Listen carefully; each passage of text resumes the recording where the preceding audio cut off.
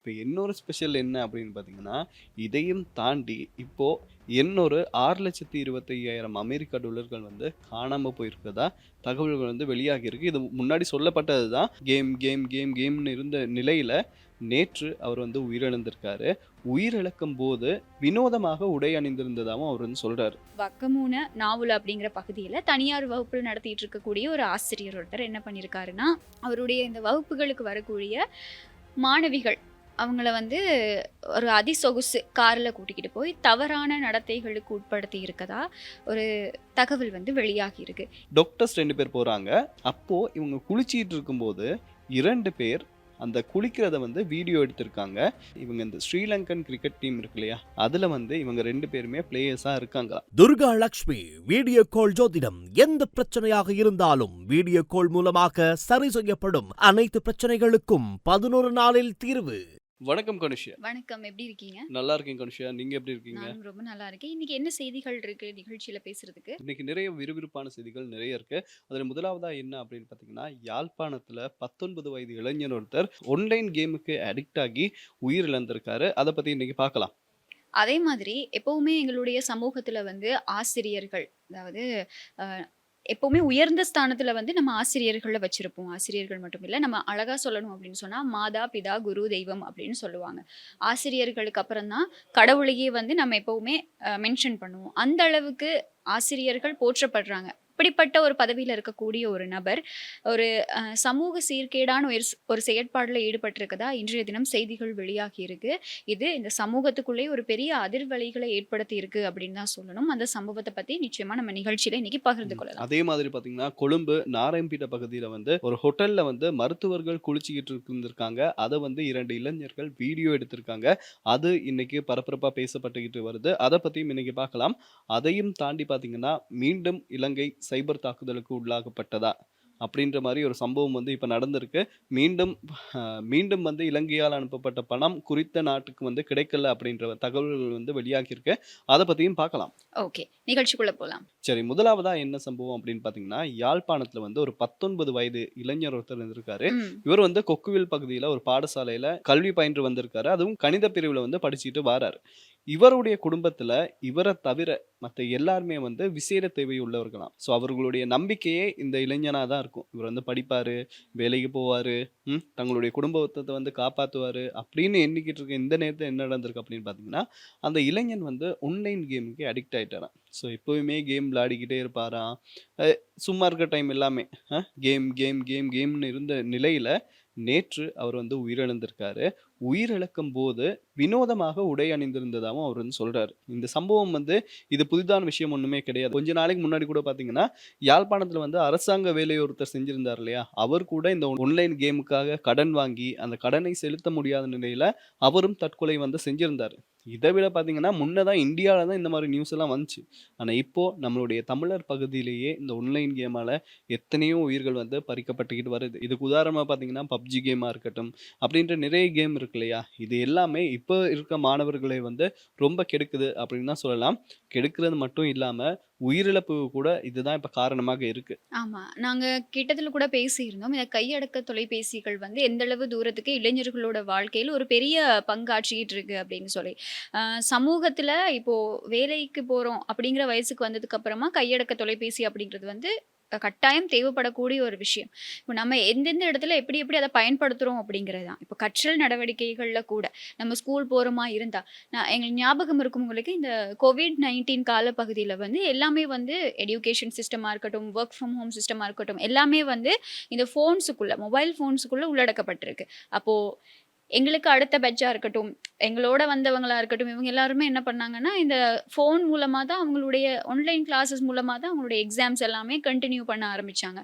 அந்த டைம்லயும் எங்களுக்கான அந்த ஃப்ரீ டைம் அப்படிங்கிறது வந்து அதிகமா இருந்துச்சு தானே. நாங்க வீட்லயே இருக்கோம், செய்றதுக்கு எதுவுமே இல்ல, படிக்கிறத தாண்டி வேற என்ன பண்ணுவோம் அப்படின்னு சொல்லும்போது, இந்த ஃபோன்ஸ் எங்க கையில அதிகமா இருக்க ஆரம்பிக்குது. அப்போதான் நாங்களுமே கூட இந்த கோவிட் பேண்டமிக் டைம்லயா இருக்கட்டும், இந்த அறகலைய போராட்டங்கள் எல்லாம் நடந்த டைம், ஊரடங்கு சட்டம். அப்ப நம்மளால வெளியில முடியாது. நம்ம என்ன பண்ணுவோம்? ஃபோன்ல இருக்கக்கூடிய இந்த மொபைல் கேம்ஸுக்கு தான் நாங்க அடிக்ட் ஆவோம். இந்த மாதிரி நாங்க இந்த ஒரு சொல்லுவாங்க இல்லையா, அந்த மீம்ஸ்லலாம் வரும் இல்லையா? நாங்க வந்து PUBG விளையாண்ட குரூப்டா அப்படின்னு சொல்லுவாங்க இல்லையா? அந்த அளவுக்கு ஆன்லைன் கேம்ஸோட தாக்கம் வந்து இளைஞர்கள் மத்தியில அதிகமாவே இருந்தது.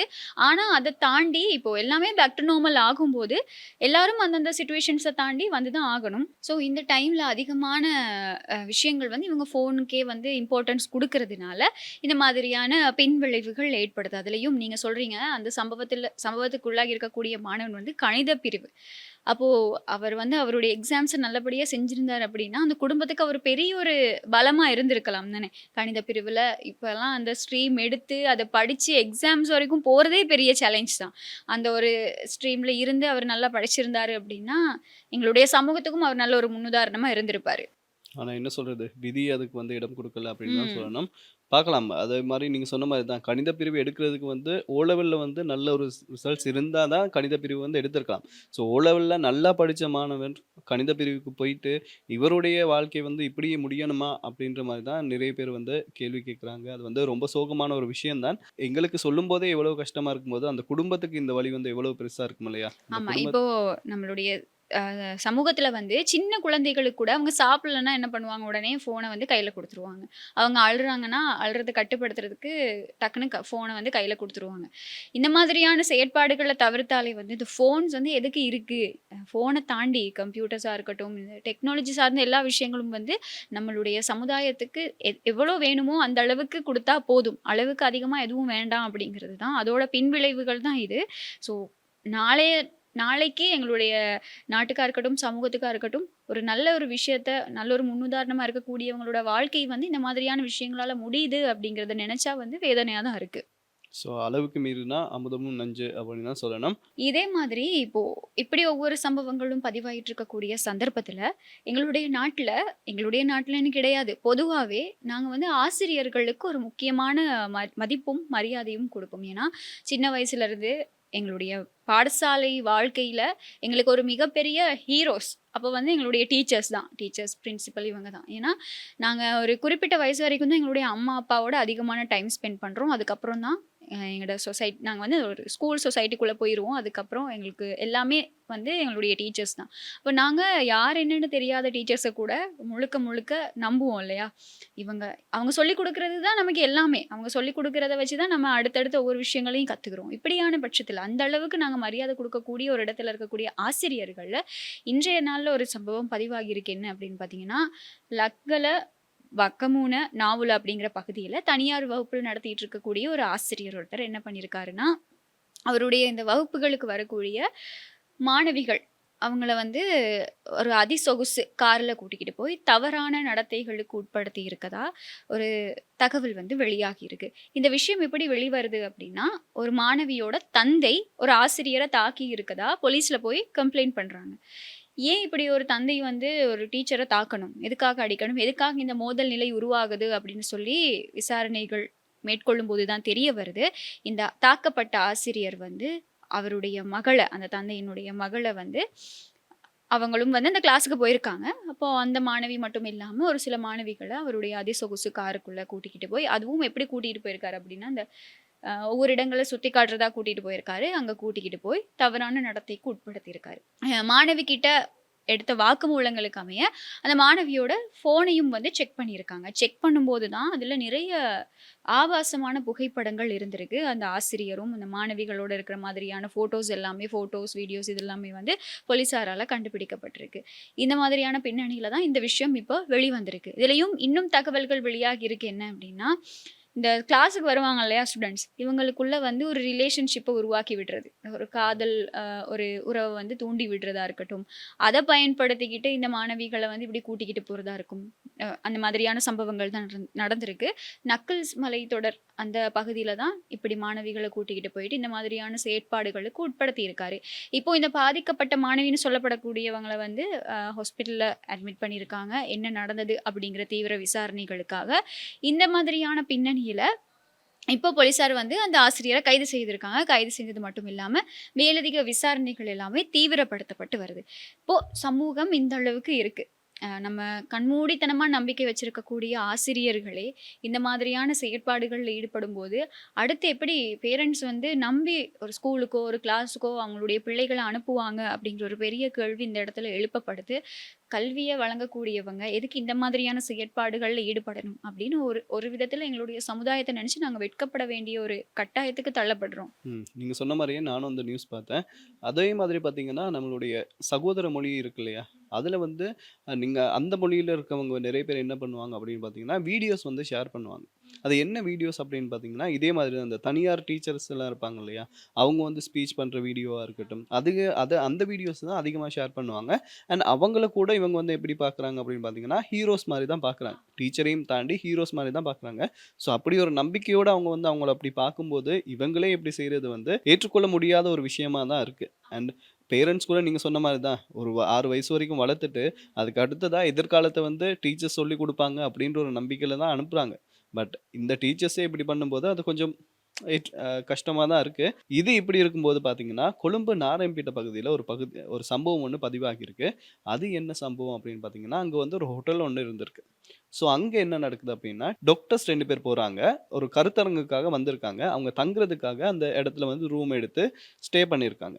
அப்போ இவங்க குளிச்சிட்டு இருக்கும்போது 2 பேர் அந்த குளிக்கிறத வந்து வீடியோ எடுத்திருக்காங்க. ஸோ இவங்க வந்து திருப்பி வந்து பார்த்து கம்ப்ளைண்ட் பண்ணி அந்த ஹோட்டல் நிர்வாகத்தில கம்ப்ளைண்ட் பண்ணி சிசிடிவிலாம் செக் பண்ணும்போது தான் தெரிஞ்சிருக்கு. அவங்க 2 பேருமே இளைஞர்கள் அப்படின்றது வந்து தெரிஞ்சிருக்கு. இதுலயும் என்ன ஸ்பெஷல் அப்படின்னு பார்த்தீங்கன்னா, இவங்க இந்த ஸ்ரீலங்கன் கிரிக்கெட் டீம் இருக்கு இல்லையா? அதுல வந்து இவங்க 2 பேருமே பிளேயர்ஸா இருக்காங்களாம். நேத்து தான் நாங்க வந்து பேசிக்கிட்டு இருந்தோம். என்னது ஸ்ரீலங்கா கிரிக்கெட் நிர்வாகத்துக்கு இப்ப வந்து தலைவரெல்லாம் மாத்திட்டாங்க. ஸோ இனிமே ஸ்ரீலங்கா கிரிக்கெட் நிர்வாகம் வந்து நல்லதா போகும் அப்படின்ற பட்சத்துல நம்ம பேசிட்டு இருக்கும்போது, இன்னைக்கு இப்படியான ஒரு சம்பவம் ஒண்ணு பதிவாகியிருக்கு. இது மட்டும் இல்லாம இதுக்கப்புறமா அந்த இளைஞர்கள் வந்து அரெஸ்ட் பண்ணப்படுறாங்க. போலீஸ்ல வந்து ஹேண்ட் ஓவர் பண்றாங்க. ஆனா இவங்க 2 பேருமே 5,00,000 சரீர பிணையில வந்து வெளியில வந்திருக்காங்க.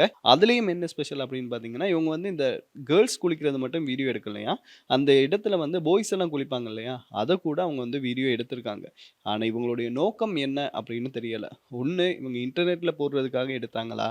இல்லன்னா வேற ஒரு நோக்கத்த வச்சு இவங்க எடுத்தாங்களா? அப்படின்றது தெரியல. ஸோ இன்னைக்கு சோசியல் மீடியால இத பத்தியும் மக்கள் நெறைய பேர் பேசிக்கிட்டு இருக்காங்க. ஆமா. இப்போ வீடியோ எடுக்குறாங்க அப்படிங்கிறத தாண்டி, அவங்களுடைய சுய தேவைகளுக்காக வீடியோ எடுக்குறாங்க அப்படிங்கிறத தாண்டி, இந்த மாதிரியான வீடியோஸ் எடுத்து இத வந்து வேற வேற தரப்புகளுக்கு விற்பனை செய்யக்கூடிய ஒரு கலாச்சாரமும் இருக்கு இல்லையா? இந்த மாதிரியான நடவடிக்கைகளும் பல இடங்கள்ல பதிவாகியிருக்கு. அதுவும் கேள்விப்பட்டிருக்கோம். அதனால இப்போ இது தொடர்பா விசாரணைகள் நடத்தப்பட்டுட்டு தான் இருக்கு. இவங்க இந்த வீடியோஸ் எடுத்து யாருக்காவது இன்டர்நெட்ல வெளியிட்டிருக்காங்களா? அப்படி இல்லன்னா யாருக்காவது விற்பனை செஞ்சிருக்காங்களா? அப்படிங்கிற ரீதியிலான விசாரணைகள் நடத்தப்பட்டுட்டு இருக்கு. இதிலிருந்து என்ன ஒரு விஷயம் தெரிய வருது அப்படின்னா, இலங்கை கிரிக்கெட் இப்படி ஆகுறதுக்கான முக்கியமான காரணம் வந்து அதோட நிர்வாகம் மட்டும் கிடையாது. அதுல இருக்கக்கூடிய விளையாட்டு வீரர்களும் தான். அ டிசிப்ளின் அப்படிங்கிற ஒரு விஷயம் இருக்கு இல்லையா? ஒழுக்கம். விளையாட்டுக்கு ரொம்ப முக்கியமான ஒரு ஒரு பிளேயர் கிட்ட இருக்க வேண்டிய முக்கியமான ஒரு பண்பு தான் இந்த டிசிப்ளின் அப்படிங்கிற விஷயம். அதுவே இந்த இடத்துல ஒரு கேள்வியா இருக்கு. இந்த சம்பவத்த வச்சு பார்க்கும்போது, இப்போ நேற்றைய தினம் தான் ஒரு இடைக்கால நிர்வாகம். ஐக்கிய மக்கள் சக்தியோட முன்னாள் உறுப்பினர் அ எரான் விக்ரமரத்ன அவர்களுடைய தலைமைக்கு கீழ வந்து ஒரு இடைக்கால நிர்வாகம் வந்து நியமிக்கப்படுது. இதுல வந்து முன்னாள் கிரிக்கெட் ஜாம்பவான்னு நம்ம அவர சொல்லுவோம். குமார் சங்கக்காரா அவரும் வந்து இந்த நிர்வாகத்துக்குள்ள இருக்காரு.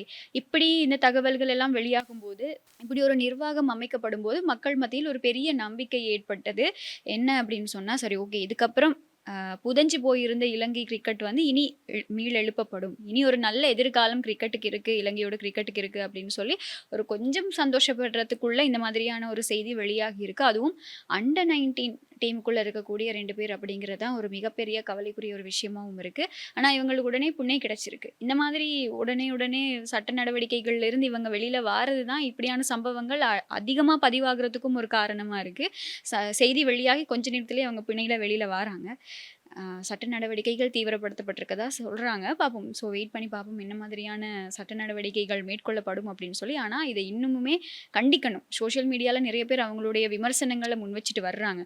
ஏன்னா, அ இனி என்னன்னு இவங்க மேல நம்பிக்கை வச்சு, இப்போ அண்டர் 19 அப்படின்னு சொல்லும்போது, இனி கிரிக்கெட்டோட எதிர்காலம் அவங்களுடைய கையில தானே இருக்கு. இனி என்னன்னு இவங்கள வந்து நிர்வாகப்படுத்தி, ஒழுக்கப்படுத்தி எடுத்து ஒரு கிரிக்கெட் டீம முறையா கொண்டு வாரது அப்படின்னு சொல்லி பல பேர் பல கேள்விகள் எழுப்பிக்கிட்டு இருக்காங்க.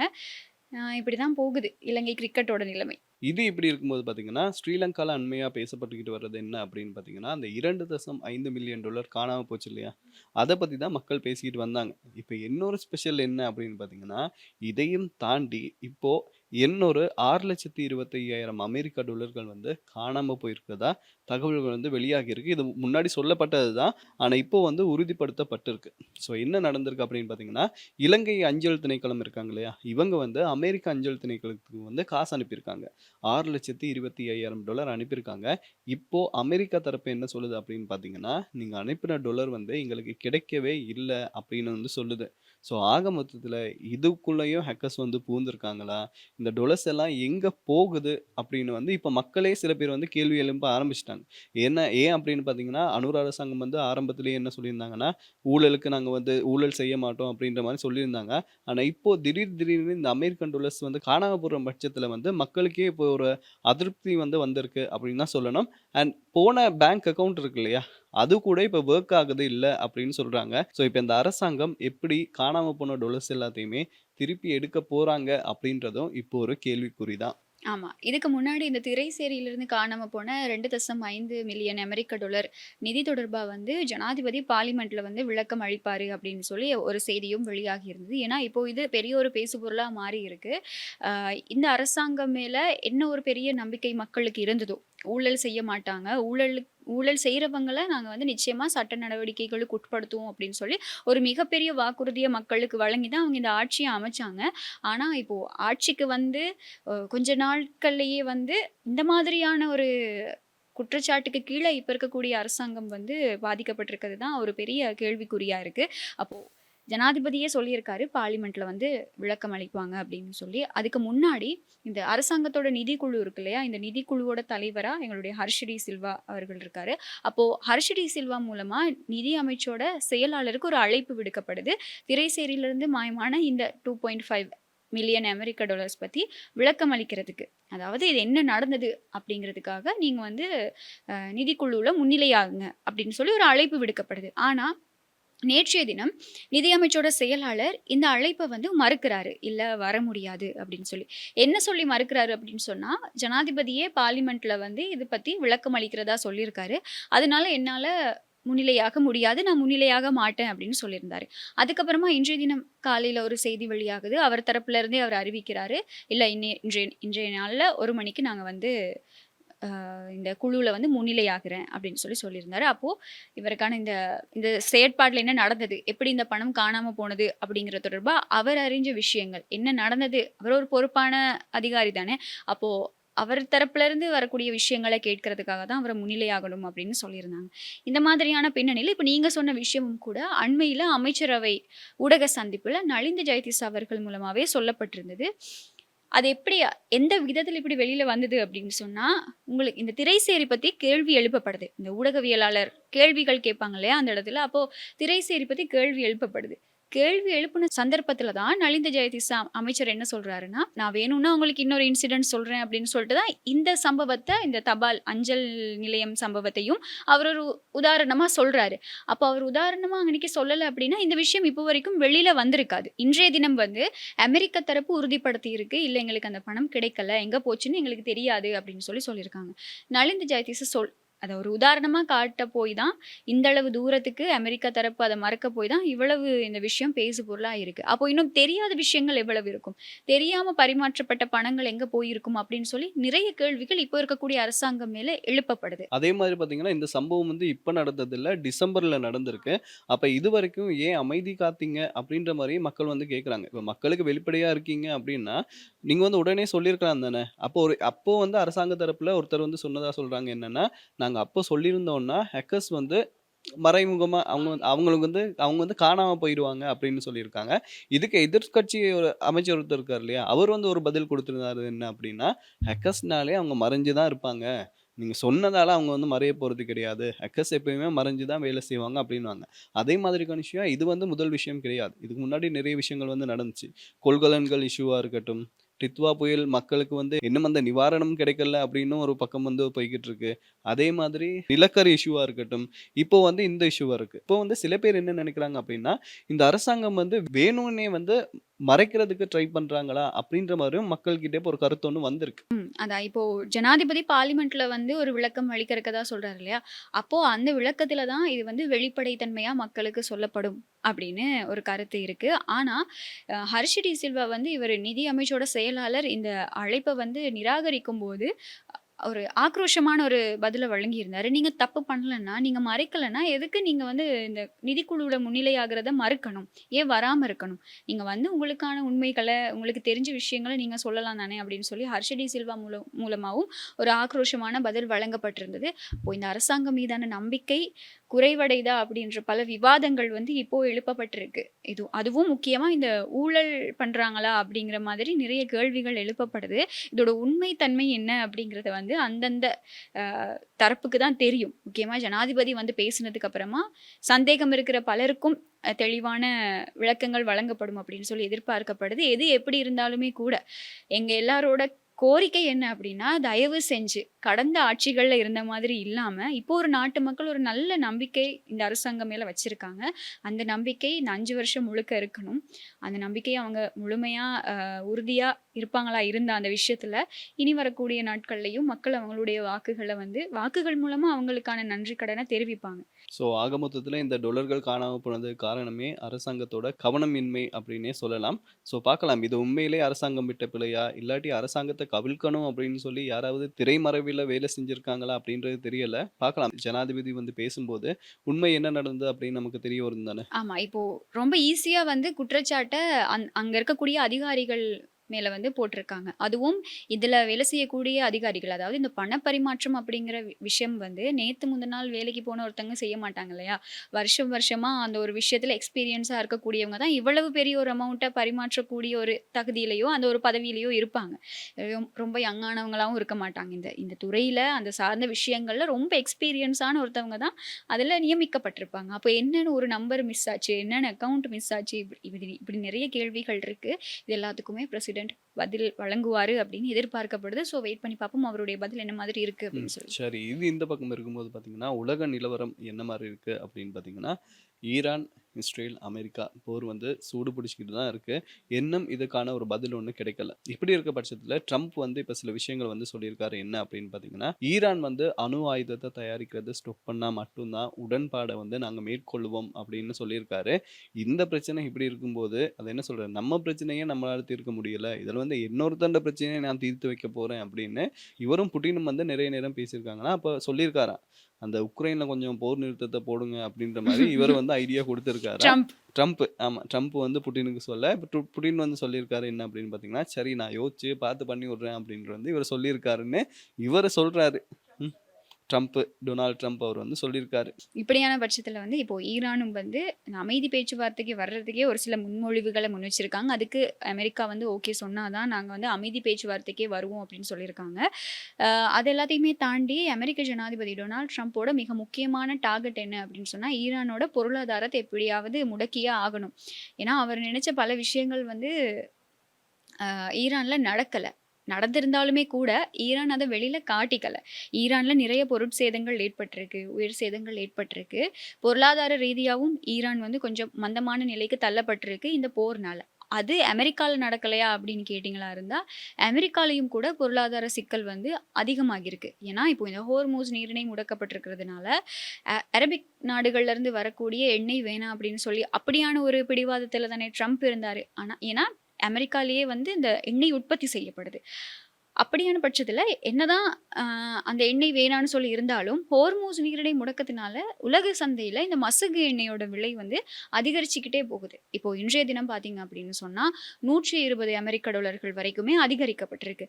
இப்படியான பட்சத்துல இந்த மசகு எண்ணெய் விலை உயர்வு அப்படிங்கிறது அமெரிக்காவோட பொருளாதார நெருக்கடிகளுக்கும் ஒரு பெரிய பிரச்சனையா மாறி இருக்கு. அங்க இருக்கக்கூடிய பெட்ரோல், டீசல் விலை கூடியிருக்கு. அந்த பெட்ரோல், டீசல் விலை கூடுனதுனால அவங்களுடைய உணவுப் பொருட்கள் டெய்லி டே டு டே லைஃப்ல என்னென்ன தேவையோ அது எல்லாமே வந்து விலை கூடி இருக்கிறதா தான் இப்போ தகவல்கள் வெளியாகியிருக்கு. அப்போ இந்த போரோட தாக்கம் அப்படிங்கிறது வந்து 2 நாடுகளுக்கும் அதிகமாவே விளங்குது. ஆனா அவங்க தான் இன்னும் வந்து இதிலிருந்து நிறுத்திக்கணும். இந்த போர் நிறுத்தம் வேணும் அப்படிங்கிற உடன்பாட்டுக்கு இன்னும் வராம இருக்காங்க. அவங்களுடைய பிடிவாதத்துல அவங்க ரொம்ப ஸ்ட்ராங்கா இருக்காங்க அப்படிங்கிறது தான்.